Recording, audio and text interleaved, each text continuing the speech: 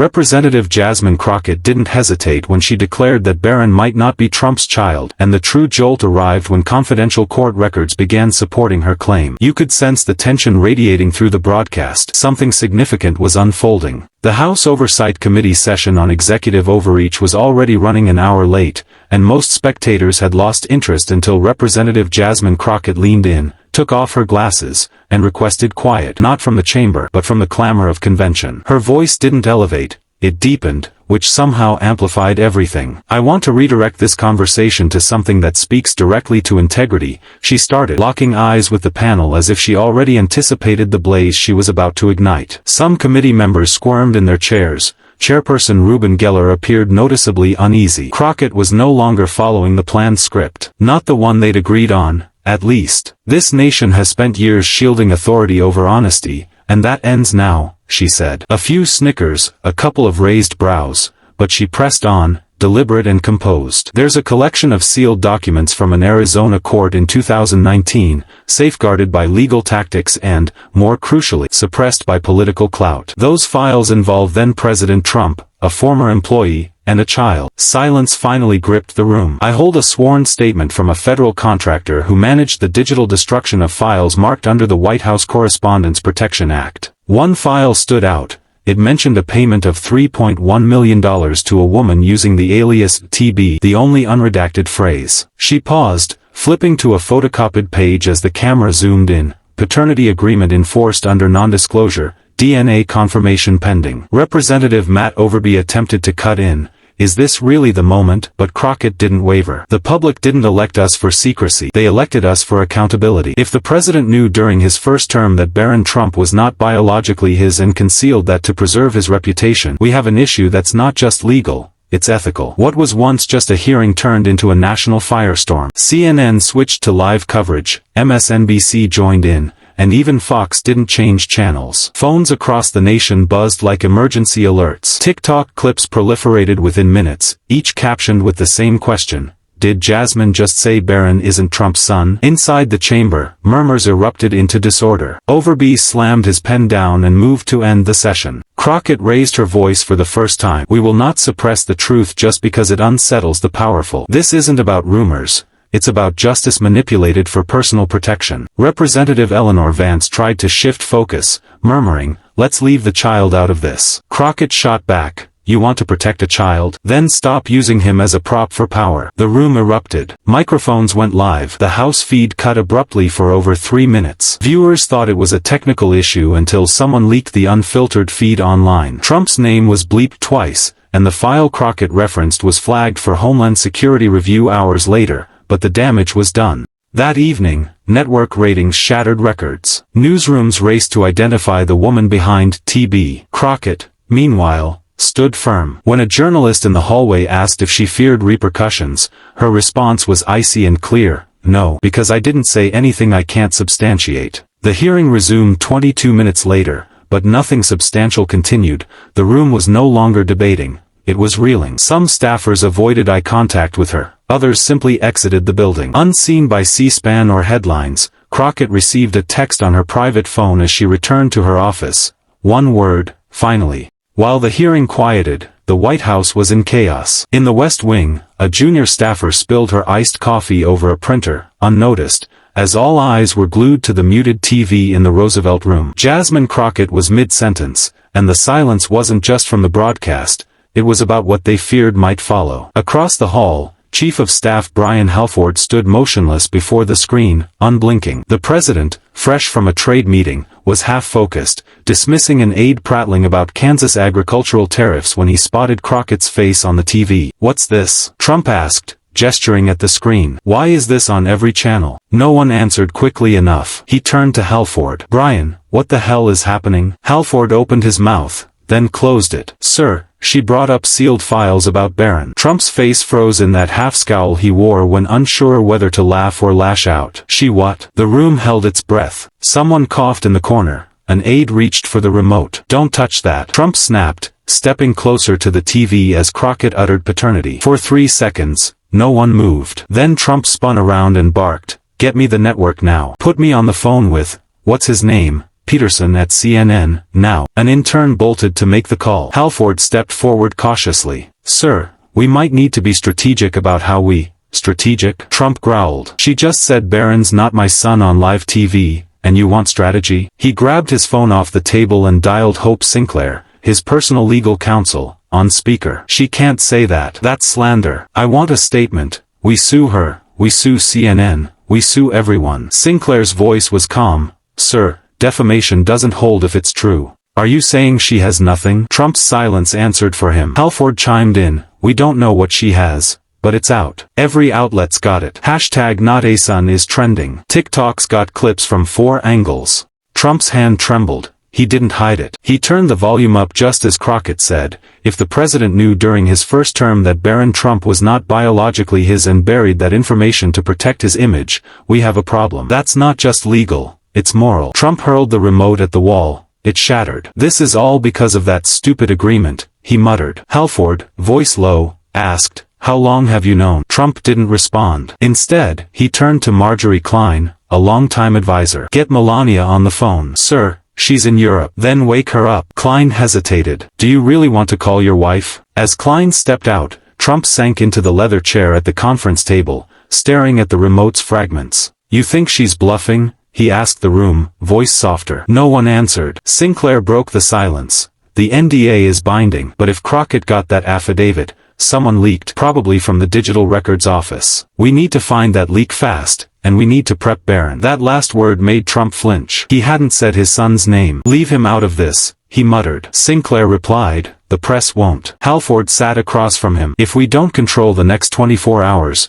this becomes the election. You know that, right? Trump nodded faintly, but he wasn't listening to strategy. He was somewhere else. Somewhere darker, somewhere that smelled like a 2005 DC hotel room and a sobbing woman who'd signed her name next to an X. Back then, he just wanted to win. A woman came forward, he paid, it went away. Until now. Tell the networks I'm going live in 30 minutes, he said. Sir, Halford began, I said 30. Before the cameras could warm up, Twitter had anointed Jasmine Crockett the voice of the moment. In a gas station lot outside Dayton, Ohio, 42-year-old Lorna Peake finished filling her tank when she glanced at her phone and saw an AP alert. Jasmine Crockett raises explosive allegation about President Trump's marriage, live on air. She didn't usually click such headlines, but Crockett's calm demeanor made her pause mid-scroll. She hit play. The grainy clip buffered. Inside the store, the cashier had CNN blaring on a small flat screen behind the cigarette display. By the time Crockett said paternity, Lorna's breath caught. In Seattle, 19-year-old Denzel Yates watched from the Apple Store break room where he worked. His coworker Dana paused mid-bite of her Thai leftovers. Wait, is she saying Trump's not the dad? She didn't say it, Denzel replied. She showed it. Clips flooded TikTok. The original live stream hit 2.3 million views in under an hour. One slowed-down version zoomed in on Crockett's hand gripping the affidavit. Another spliced in Trump's stunned face from an old rally for dramatic effect. By 4 p.m., hashtag not his son was trending globally, with hashtag Crockett Truth right below it. Across the nation, theories multiplied. In a Mesa, Arizona, high school cafeteria, Junior Joaquin argued with his history teacher. Does this even matter? It's his personal life. Mrs. Roach shook her head. If the documents are real, it's not just personal. It's deception tied to public trust. You cover up something this big, you don't stop there. In rural Pennsylvania, retired Marine Cal watched Fox News in his den. The anchor looked nervous. The network hadn't cut away, but the tone softened even in one of Trump's strongest bases. What if it's true? His wife Teresa whispered. Cal didn't answer. Outside a Tallahassee barber shop, phones were passed around. A man in a Raptors jersey asked, y'all think she made it up? The barber shook his head. Nah, that woman ain't flinching. You saw her face. She's been sitting on this. Opinion polls shifted fast. A Data Pulse flash survey asked, do you believe Jasmine Crockett's claim about President Trump and Barron Trump? Results. 48% yes, 33% no, 19% unsure. A landslide for a polarized nation. CNN replayed the footage hourly, MSNBC brought on legal analysts, and even Newsmax acknowledged the noise, though they called it a political ambush. On TikTok and Instagram, Crockett's image was rebranded in real time. Edits paired her face with Ruth Bader Ginsburg and Shirley Chisholm. One post read, she said it on camera, in front of everyone, and didn't blink. Trump's live stream was delayed twice as his team debated optics. Would addressing the claim worsen it? Would ignoring it seem weak? His press secretary released a bland statement accusing Republican Crockett of reckless character assassination, but it barely registered. Attention wasn't just on the claim, it was on why Crockett chose now. Some called it calculated, others impulsive, but the real debate wasn't about timing, it was about truth. In a Milwaukee podcast, two college seniors unpacked it for their Gen Z audience. "Look," said host Bianca Ford, "if she's lying, she's done. But if she's not, the president used his power to hide a child's identity from the public for years. That's not gossip, that's corruption." Radio shows were flooded with calls, grandparents debated at kitchen tables, teens filmed reactions in cars. Some called it brave, others disgusting. Some couldn't stop replaying it. Crockett stayed silent. No press release, no conference, just one tweet at 8:12 p.m. Truth has a way of surfacing when it's ready. But if she was calm, the White House was chaos. By 9:30 p.m. Crockett walked into CNN's D.C. studio looking sleepless but resolute. No entourage, no flashy jewelry, just a navy blazer, a neat ponytail, and a folder under her arm. The producers scrambled. This wasn't planned, but ratings were soaring. Anderson Pike, already seated, checked last-minute notes with the urgency of hosting the year's biggest interview. "Congresswoman Crockett," he said as she entered, rising with a stiff smile, "we appreciate you making time." She nodded, composed. "I won't be long, I just want to be clear." They went live. No music, no transition, just her steady gaze. Pike eased in.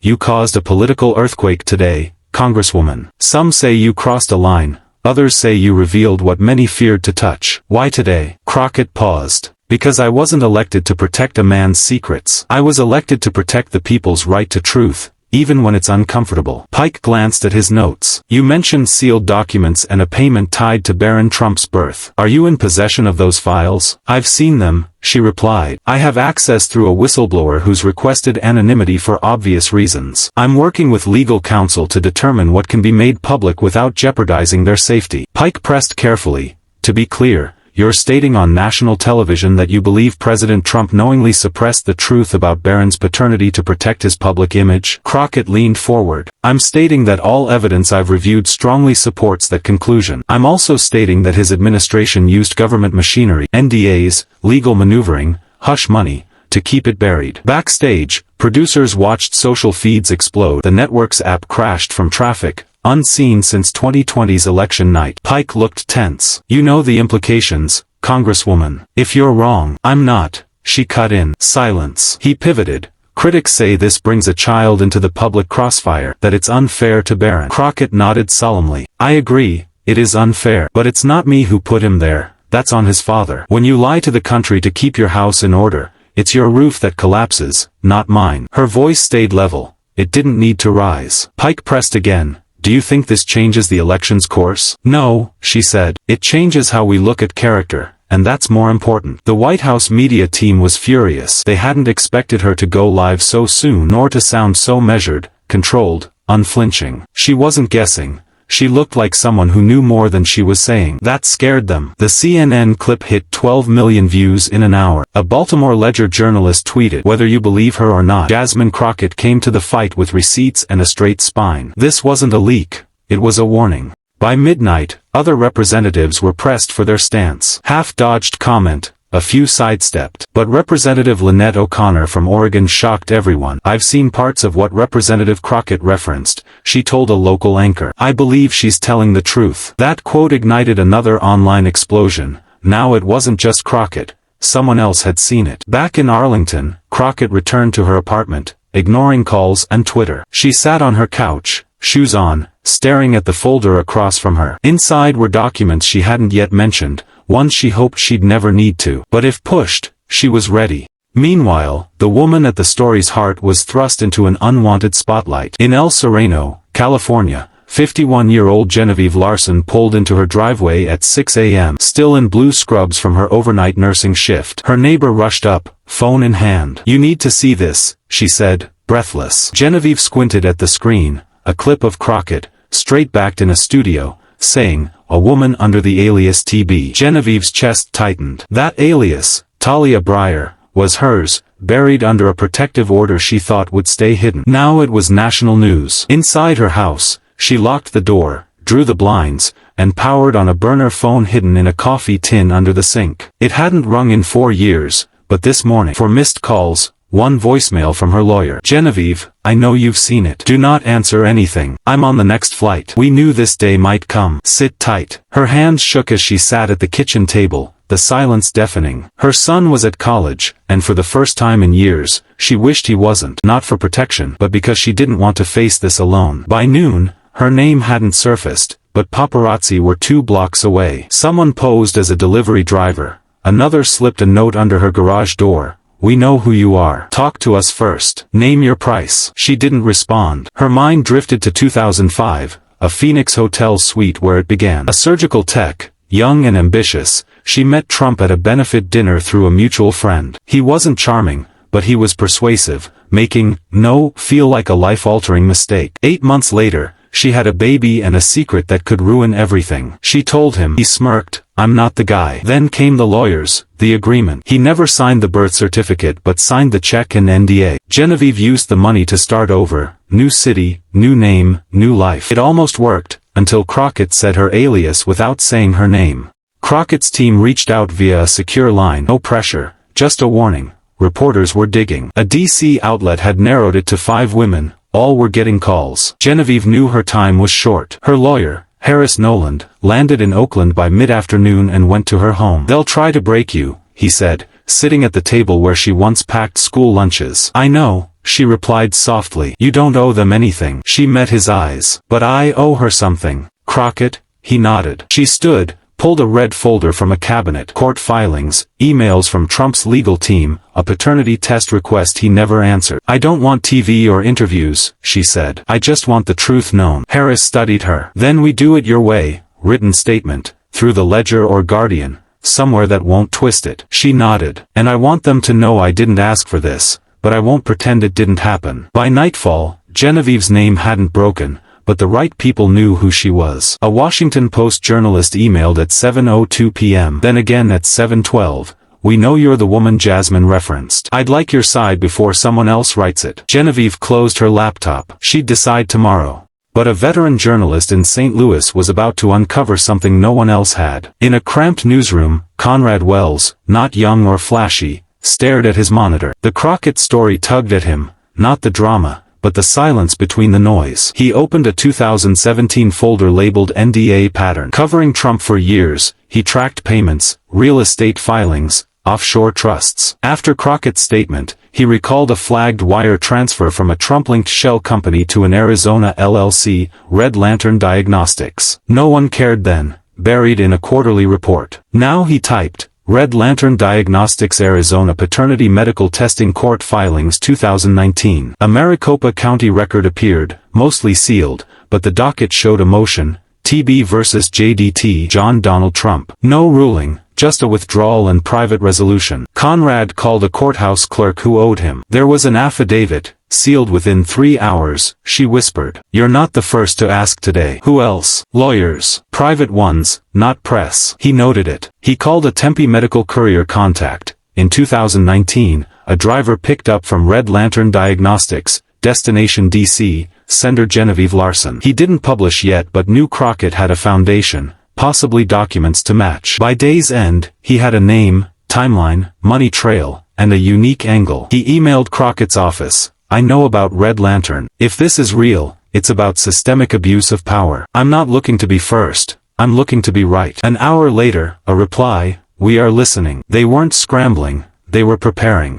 Conrad dug into FEC records, finding 3 2020 legal reimbursements tagged, consulting, or discretionary services. 2 linked to familiar firms, the third to G. Noland and Associates, Genevieve's lawyer. At 10:17 p.m., Conrad started writing, leading with, in a democracy, secrets rot us from the inside. This isn't about scandal, it's about a government machinery built to bury the people it fears. He filed it under embargo, awaiting legal clearance, knowing the dam was cracking. Crockett's spark was about to burn through every newsroom. By 7 a.m., the West Wing was in damage control. Legal aides rushed, phones glued to ears, staffers pulled all-nighters, some too nervous to change. The press office whiteboard was erased, rewritten, erased again. Trump hadn't spoken publicly but was loud inside 1600 Pennsylvania Avenue. In the Roosevelt Room, he paced, tie frayed, hair disheveled, barking into a speakerphone. "Find that woman Crockett's talking about. I want her full history, school, work, everything." An aide replied,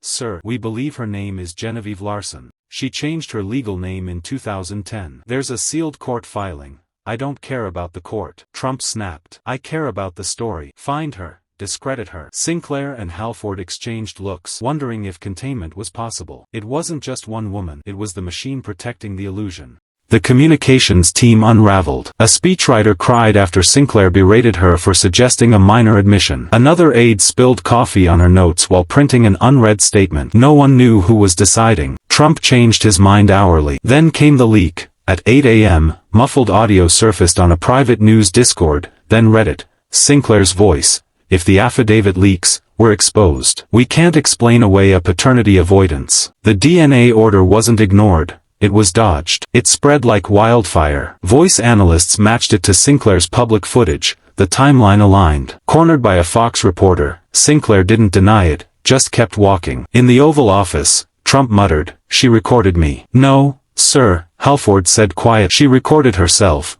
probably on a call." "Same thing," he barked. At 10 a.m., Trump met Melania via secure video from Geneva. "You said it was handled," she said softly. "It was," he replied, "until that woman came back." Melania didn't flinch. "You should have told me the full story, not pieces." Trump's voice dropped. "This doesn't have to change anything. Barron's still our son." She blinked, lips tight. "No, Donald. He's my son." The call ended.